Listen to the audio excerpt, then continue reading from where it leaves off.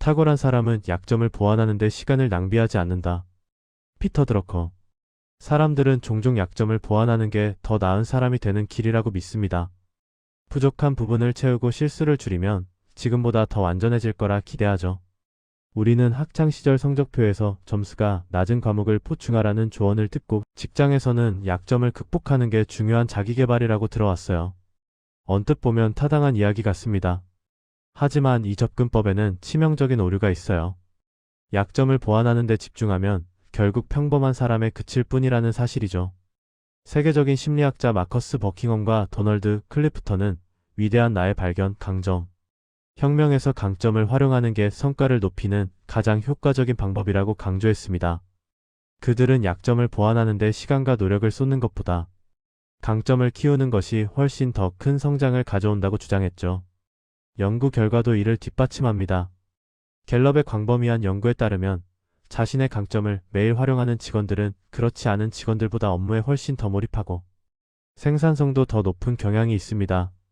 반면 약점을 보완하는 데 주로 집중하는 것은 성과 향상에 미치는 영향이 상대적으로 적을 수 있습니다. 약점 보완만이 최선은 아니다. 우리는 흔히 약점을 보완하면 더 완벽해질 거라 생각합니다. 하지만 이는 착각입니다. 완벽함만을 추구하다 보면 오히려 개성을 잃고 평범한 사람이 되어 한 학생이 있다고 가정해 볼까요? 그는 글쓰기에 뛰어난 재능이 있지만 수학이 약해요. 만약 이 학생이 수학을 보완하는데 시간 대부분을 투자한다면 어떻게 될까요? 수학 점수를 올릴 수는 있을지 몰라도 그 과정에서 글쓰기 실력을 갈고 닦을 기회를 잃어버립니다. 하버드 교육대학원의 토드 로즈 교수는 저서 평균의 종말에서 개인의 잠재력은 평균이라는 잣대로 측정될 수 없으며 각자의 고유한 강점과 개성을 발휘할 수 있는 환경이 중요하다고 주장했습니다. 이는 모든 사람을 평균에 맞추려는 접근법이 오히려 개인의 특별한 재능과 잠재력을 제한할 수 있음을 시사합니다. 약점을 보완하는 데 집중하면 남들과 비슷해질 뿐입니다. 반면 강점을 극대화하면 대체 불가능한 존재가 되어 NBA 농구 선수인 스테판 커리를 보세요. 그는 키가 작고 체격도 뛰어나지 않아 수비력이 약하다는 평가를 받았습니다. 만약 그가 자신의 약점을 보완하는 데 집중했다면 아마도 여전히 평균적인 선수로 남았을 거예요.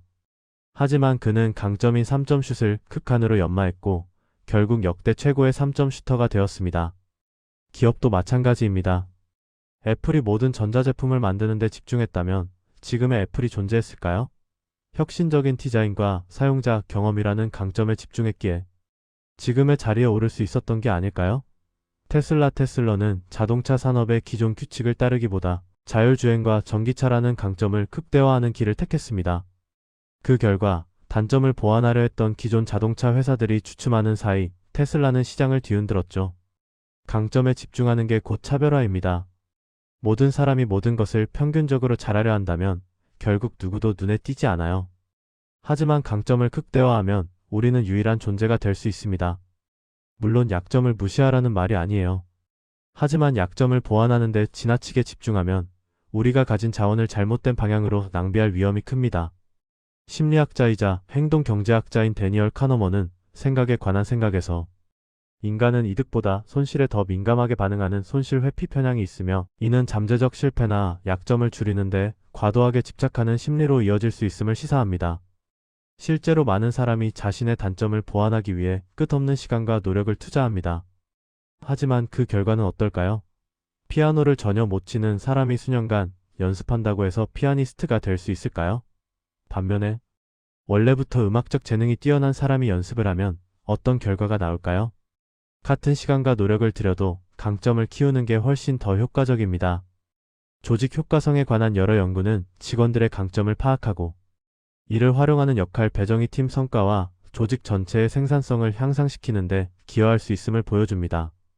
강점을 극대화하는 전략이 단순히 약점을 보완하는 것보다 더 큰 긍정적 효과를 가져올 수 있다는 것이죠.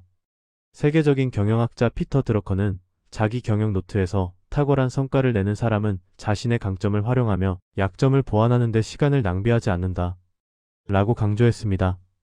약점을 조금씩 줄이는 데 집중하면 우리는 결국 비슷한 능력을 가진 수많은 사람 속에 묻혀버려요.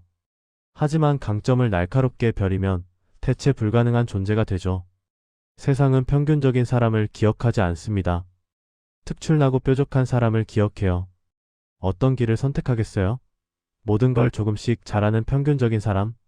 아니면 강점을 극대화해 누구도 따라올 수 없는 존재? 결국 선택은 하나입니다.